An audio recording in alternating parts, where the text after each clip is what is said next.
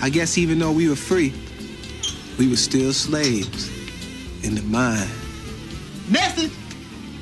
What's going on, family? Thank you for tuning in to another episode. It's your guy, B.O. to the R.O. the Lucky Libra here. All right, and we're continuing the sign series, all right? And today we're picking it up with the Gemini zodiac sign, all right? So hopefully you guys already caught the Taurus and the Aries archetype video, but right now we're focusing on the Gemini archetype sign. And once again, I'd like to say this is not the sun sign series. This is the basic sign archetype series.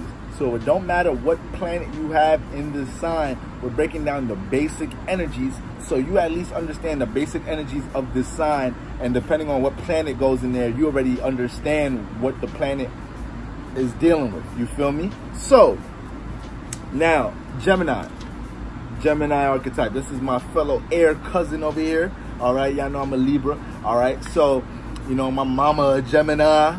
All right. One of my idols is a Gemini, Tupac. All right, so you know, I really relate to the Gemini archetype, and you know, I'm an artist myself. I write music, and I find Geminis to be some of the most talented people with music because this is air now. This is mutable air. This is mutable air. So we know air deals with logic and communication. Okay, Earth deals with logic and practicality. Air deals with logic and communication. All right, and with Gemini especially, it's mutable air. Okay, so we know when we talk about our modalities, we either have a cardinal, fixed, or mutable sign.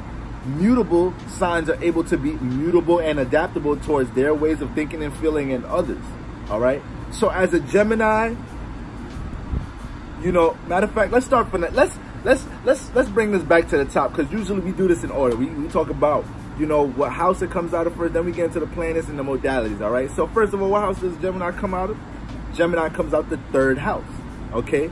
Now, we know the first house is the I am, the second house is I value. Now this third house, you know, this is the house of your surroundings. You can say this is I communicate, all right? Because, you know, the third house is also, you know, dealing with the throat chakra area. But most importantly, the third house is our immediate surroundings, people, places, and things that are familiar to us. I repeat, the third house governs our immediate people, places, and things, and our local environment, and anything that's familiar to us. All right. So if you learned the talent growing up as a kid and it became something that's familiar to you throughout your life, it falls into the third house. All right. Anything that goes on in your local environment, third house. All right. People, places, and things that are in arm's reach, third house. And the third house also has an emphasis on siblings as well. Okay. The fourth house deals with, you know, private matters, family, domestic issues. But for some reason, the third house has an emphasis on siblings. All right. So this is an air house. It's a mutable air house. Okay. So before we even get to that, the fact that the third house governs immediate people, places, and things, our local environment, this makes a Gemini very familiar in their local environment. Most Geminis, you know, they're very active in their local environment. They know a lot of people, places, and things in their local environment. And, you know, Geminis are very curious. This is the Mercury aspect, and we're going to get into that. But because even they're curious and they're dealing with the local environment, a Gemini may know everything upside down and around in their local environment. Like if you go, it's like if you go to neighborhoods, like if you moved into a neighborhood and like neighborhoods could give you tour guides in the neighborhood before you get there, they need to let a Gemini do it, because most likely the Gemini gonna know everything in the neighborhood, where you gotta go to get this, who you gotta speak to get that. All right, very informative people. Hold on. Let these planes be loud as shit over here.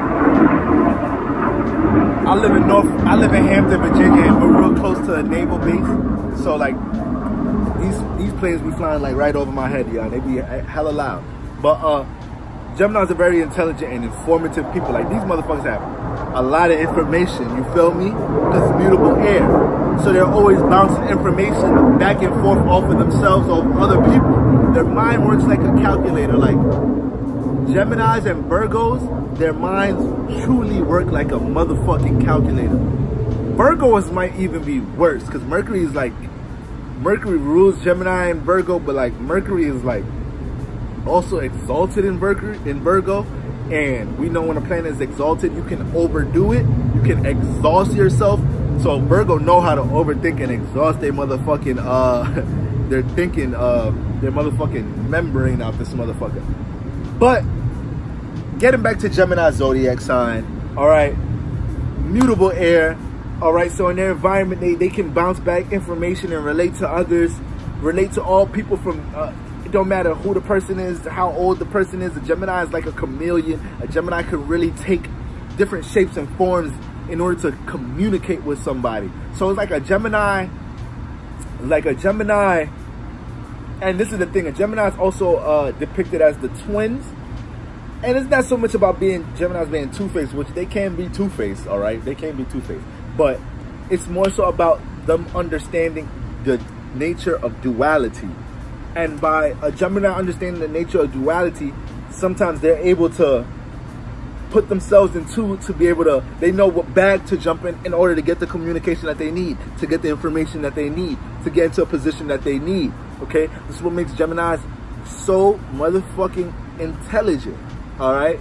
Because it's like, you have Mercury here, then you have a spirit that understands the nature of duality. So they understand that, you know, they have to change form in order to get into certain doors. In order to, they know that they could communicate like this with their homeboys, but, you know, I got to communicate like this with this person to get from point A to point B in my career or whatever it is.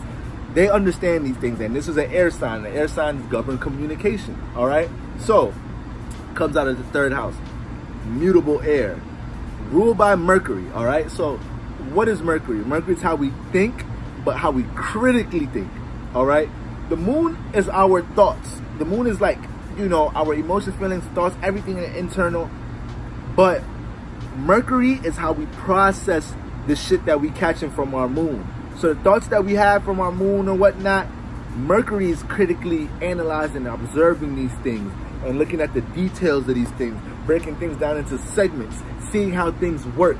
Mercury is very curious. This is like, as far as the planet Mercury itself, this is like the youngest son in the family that, you know, just knows how everything in the house works, because when nobody's home, he's just fucking with everything. He's finding where everybody hides stuff. He's in Mars, his older brother's room, playing his video games and finding things on his Xbox desktop that Mars is trying to hide or whatever. He's in Venus, he's in the older sister Venus room, finding her tampons and stuff, and finding, you know, notes from boys in school. He knows Venus secrets. He know where everything work around the house. This is this is Mercury, very curious.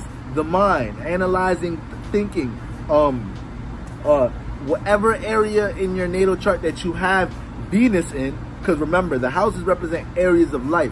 So whatever house you have Mercury in, this is the area of life that you're going to be thinking about a lot. So, for example, I have my Mercury in the 10th house. All right, the 10th house is originally the Capricorn house, and this house is our social status house. This house is also our Earth house. So the house deals with our work, career. So work, career, my social status, how I'm broadcasting or presenting myself to the world stays on my mind a lot of the time. And I'm also critically thinking about these things, observing and analyzing these things, looking at the details of these things, seeing how some of these things work. All right, people with heavy Mercury in their chart, they like things that exercise the mind, with like crossword puzzles, video games that are like, you know, that deal with strategy and things that are strategical, putting strategies together. You know, coaches,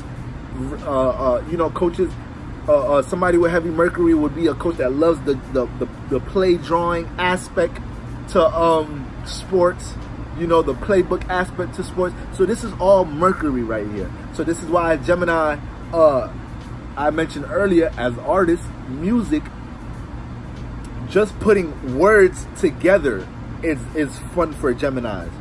And look up your favorite Gemini, you look up your favorite musical artists, natal chart, and I bet you they have Gemini placement somewhere. I bet you your favorite music artists either have Gemini, Libra, or Pisces placements. I bet you that. Just look them up, all right? Especially the rappers, especially real lyrical rappers. They have air placements. Or they just know air signs can really have an advantage in music because they know how to manipulate words, all right? But that's another video when we talk about music and astrology. So as far as Gemini, you know, this is what makes their mind work like this. So when you add mutable air with Mercury here, you know, this creates somebody that's can keep a conversation going, can talk, because remember, Mercury is communication, air, communication. So talk. Sometimes maybe no filter. Maybe sometimes something hit the head and just come out. I know Geminis that they just have to talk. They just have to hear themselves talk. All right? And I'm a Libra, so I could be a real talkative ass nigga, but I have a lot of Scorpio placements. I have dominant Capricorn places. So sometimes I'm very comfortable with being reserved into myself and in solitude. So, you know, it's like, you know, I'm a Libra sun, Capricorn moon. So Libra wants to go ahead and relate, talk, communicate, relate to others. Capricorn don't want to do that all the time. They're squaring each other. So sometimes I get mad at myself for talking too goddamn much. Or sometimes telling myself I'm being too reserved. So that's that battle I have with that square right there, all right? And we know squares are learning processes. So if you have any squares in your chart, this is a learning process you're gonna have to go through in life. But boy, once you start to integrate that process and you start to learn, a lot of shit opens up in life when you start, you know, really learning from your oppositions and your squares and these type of negative angles in your natal chart. So this could make a Gemini very communicative, all right? Love to talk, all right? Now, Jupiter falls here. Okay, so what is Jupiter? Jupiter is higher learning, spirituality, okay? Ultimately, our experiences and how we learn from our experiences. Okay, Jupiter is travel, whether long distance travel, whether physically or in the mind. Jupiter is, you know, deals with everything that's abstract. Jupiter has nothing to do with physical reality things. The only thing Jupiter has to do with this reality is making us look at our experiences and extract knowledge and wisdom from our experiences in order to create the lifestyle we want to create, move on, elevate spiritually. All right, this is what Jupiter does. It places in certain experiences to elevate spiritually.